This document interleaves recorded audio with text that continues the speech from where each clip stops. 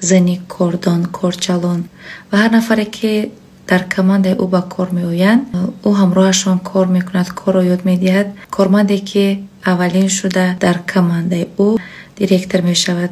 از نام مدینه بانو چاله تیلو هدیه کرده می شود و کارمندانی که در هر زینه می برایند، یعنی هر استاتوس می برایند، برای اونا نیز از نام مدینه بانو هر گونه تحفه های ارزنده هدیه کرده می شود. غیر از آنی که خود شرکت فابریک به این نفر هدیه می کند، باز از نام مدینه بانو به شما تحفه کرده می شود.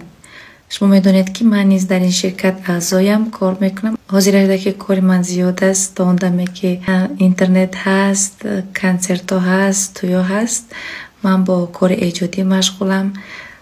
خدا نکند که یکی اینترنت ها از بین رود، بعد من با پرگی به تجارت میگذارم، به تجارتی شرکت فابریک. این شرکت با من کارش